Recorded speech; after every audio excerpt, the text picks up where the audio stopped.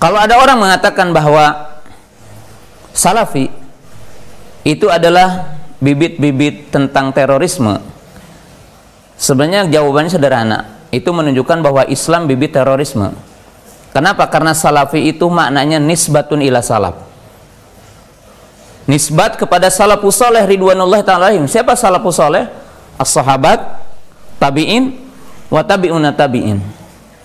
Khairun nasi qarni tsumma alladzi yalunahum tsumma alladzi yalunahum. Jadi yang dimaksud dengan salafus saleh, sahabat, tabi'in, tabi'un tabi'in, generasi terbaik. Dan orang yang menisbatkan kepada mereka, menisbatkan agama kepada mereka dinamakan salafi. Jadi dinamakan dengan salafi.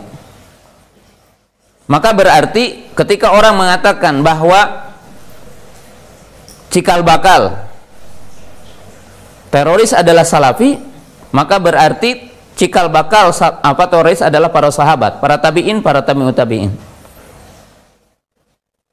Dan ini tentunya adalah ucapan yang sangat keji kepada Islam dan kepada umat Islam dan kepada para sahabat ridwanullahi ta'ala alaihim.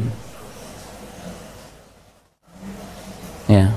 Dan ini jelas ya, karena semua orang itu wajib menjadi salafi, dalam arti bukan harus bernama dengan salafi. Setiap muslim harus mengikuti salafus saleh. Wasabiqunal awaluna minal muhajirin wal ansar waladina taba'ahum bi ihsan radhiyallahu anhum wa radu'an. Orang yang berorganisasi apapun harus salafi. Salafi bukan berarti seperti saya atau seperti siapa atau siapa, enggak. Yang dimaksud salafinya adalah mengikuti jejak salafus saleh, mengikuti jejak para sahabat, termasuk tidak melakukan bom bunuh diri adalah mengikuti jejak salafus saleh. Bagaimana mereka itu berjihad, kaidah berjihad seperti apa? Mengikuti jejak mereka. Bagaimana mendakwahkan Islam? Mengikuti jejak mereka. Siapa yang tidak mengikuti jejak mereka berarti tidak mengikuti Islam yang benar. Salat mengikuti jejak mereka, puasa mengikuti jejak mereka, berjihad mengikuti jejak mereka, berdakwah mengikuti jejak mereka. Karena manusia yang pertama melaksanakan Islam adalah para sahabat. Maka saya sering sampaikan bahwa orang yang tidak mengikuti jejak salafus saleh, tidak mengikuti jejak para ulama, itu Islamnya dari iblis laknatullah. Karena mereka adalah guru kita, mereka adalah jejak kita. Mereka adalah orang yang pertama melaksanakan Islam ini. Mereka yang mencontohkan bagaimana Islam itu didakwahkan, bagaimana Islam itu diamalkan, bagaimana Islam itu disebarkan oleh mereka. Dan tidak akan sampai ke Indonesia Islam ini, dan tidak akan sampai ke dunia ini Islam tanpa kehidupan para sahabat ridwanullahi ta'ala alaihim. Dan salafi bukan berarti mengikuti Abu Qatadah atau mengikuti siapa, mengikuti syekh siapa, enggak. Mengikuti jejak salafus saleh ridwanullahi ta'ala alaihim. Dan tidak ada Islam yang tidak mengikuti jalur itu. Mengikuti jalur siapa? Imam Syafi'i. Mengikuti jalur siapa? Imam Ahmad. Mengikuti jalur siapa? Imam Malik. Mengikuti jalur siapa? Imam Abu Hanifah, Imam Auza'i, dan para ulama terdahulu. Tidak ada di antara kita yang bisa melaksanakan Islam tanpa bimbingan mereka, tanpa fikih mereka, tanpa penjelasan mereka, tanpa penjabaran mereka. Tidak ada. Kalau salah seorang di antara kita hari ini akan membaca Sahih Bukhari tanpa membaca Fathul Bari, itu sangat tidak mungkin. Kalau kita akan membaca Sahih Muslim tanpa membaca sarahnya Imam Nawawi rahimahullah ta'ala, itu sangat tidak mungkin hari ini. Bagaimana memahami hadis itu ketika mereka menggabungkan semuanya? Siapa yang mengajarkan berdakwah dengan lemah lembut para sahabat? Siapa yang melarang kekerasan para sahabat? Siapa yang mencontohkan bagaimana sabarnya para sahabat kita mendapatkan semua fitnah? Bahkan jamaah yang dirahmati Allah Subhanahu wa taala, contoh yang paling agung ketika Hajjaj ibnu Yusuf itu melakukan kezaliman, sejumlah para sahabat dibunuhnya. Lalu siapa yang paling sabar menghadapi fitnah di saat itu? Tidak terjadi gejolak, tidak terjadi kudeta, itu karena para sahabat ridwanullahi ta'ala alaihim. Demikian juga sisi lain, kaum muslimin pemirsa yang dirahmati Allah Subhanahu wa taala. Siapa yang mengajarkan kita agar kita sabar menghadapi pemimpin yang zalim, agar tidak melakukan kudeta, tidak melakukan pemberontakan, bahkan tidak melakukan apa yang dinamakan dengan demonstrasi. Walaupun di negara ini dibolehkan demonstrasi, tapi dalam pandangan ahli sunnah salafi tidak ada demonstrasi. Contohnya apa? Contohnya Imam Ahmad rahimahullahu ta'ala. Ketika Imam Ahmad itu dipenjara, didera, dipukul, bahkan dikatakan saking kerasnya pukulannya sampai lepas tangannya. Kemudian cemeti yang dipakai memukul Imam Ahmad itu kalau dipukulkan kepada seekor gajah, gajahnya akan terbirit-birit, saking begitu dahsyatnya. Tapi Imam Ahmad rahimahullah telah diceritakan ribuan manusia dan tidak bisa dihitung menunggu secari kertas dari Imam Ahmad rahimahullah ta'ala untuk melakukan kudeta di saat itu. Tapi apa kata Imam Ahmad rahimahullah ta'ala? Kalian dalam mengikuti jejak salafus salih ridwanullahi ta'ala alaihim, di mana mereka sabar atas setiap ujian. Isbiru hatta talqauni fi haudhi, sabarlah kalian sehingga kalian mengikuti jejakku di haudku. Jadi sabar kepada pemimpin yang zalim, yang tidak dinyatakan keluar dari Islam, maka itu akan diberi pahala, yaitu untuk mendapatkan haudnya Nabi SAW, yang luasnya sejauh perjalanan 1 bulan, yang lebarnya sejauh perjalanan 1 bulan, yang airnya lebih manis dari madu dan lebih putih dari susu. Siapa yang meminumnya tidak akan haus selamanya, yang gayung-gayungnya, cerek-cereknya adalah mutiara-mutiara dari surga.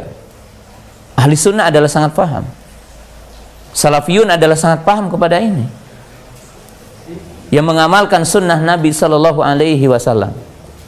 Jadi ini perlu kita ketahui, ya. Adapun istilah Wahabi, pertama, tidak ada satu kewajiban bagi siapapun untuk intisab kepada Syekh Muhammad bin Abdul Wahab dalam beragama. Kita hanya berkewajiban mengagungkan ulama. Kita diwajibkan hanya untuk takzim kepada ulama. Dan kita tidak perlu intisab kepada salah satu di antara mereka tentang agama. Intisab hanya kepada Islam. Intisab hanya kepada sunnah Nabi Sallallahu Alaihi Wasallam. Selama saya belajar di berbagai tempat, tidak ada satu orang ulama pun yang menyuruh Anda harus bermadhab Wahabi, Anda harus bermadhab Syekh Muhammad bin Abdul Wahab, tidak ada. Walaupun saya secara pribadi membaca mungkin dikatakan 90% kitabnya Syekh Muhammad bin Abdul Wahab, dan tidak ada satu kalimat pun dari kalimat Syekh Muhammad bin Abdul Wahab yang membenarkan tentang terorisme, yang membenarkan tentang apa yang dinamakan dengan radikalisme, tidak ada.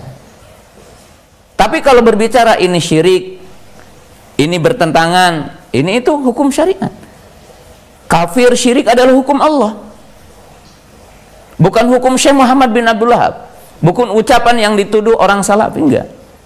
Al-kafiru ma kafarallahu Allah wa rasuluhu. Kafir adalah yang dikafirkan Allah dan Rasulnya. Dikatakan haram apa yang diharamkan Allah dan Rasulnya. Ya, semuanya adalah kembali kepada dalil dan Quran. Kemudian kalimat yang terakhir, kaum muslimin pemirsa yang dirahmati Allah Ta'ala, saya merasa yakin dan berdasarkan penelitian, tidak ada di dunia yang paling berhasil, ya, memberantas tentang terorisme secanggih Saudi Arabia. Saya bersumpah, ya, di situ. Jadi kalau dikatakan Wahabi nisbat kepada Syekh Muhammad bin Abdul Wahab, ya, dan orang-orang yang mungkin dituduh dengan istilah Wahabi, kita bisa meneliti. Lihat fatwa Lajnah Daimah, lihat ulama Saudi, dari kita tahu Syekh bin Baz dan seluruh ulama, dan telah dibukukan dengan buku-buku yang begitu banyak. Jadi kalau dikatakan Syekh Muhammad bin Abdul Wahab ataupun orang yang dikatakan Wahabi, itu adalah merupakan cikal bakal dari terorisme atau radikalisme dalam arti kekerasan yang ada hari ini, maka itu sangat bertentangan dengan waqi. Karena sepengalaman saya, Indonesia, maaf ya, saya mencintai Indonesia dan saya mencintai ulama Indonesia dan saya mencintai pemerintah Indonesia. Tapi kita harus jujur, penanganan terorisme dan pemberantasannya tidak secanggih Saudi. Dan apa yang terjadi di sini tidak terjadi di sana. Menunjukkan apa?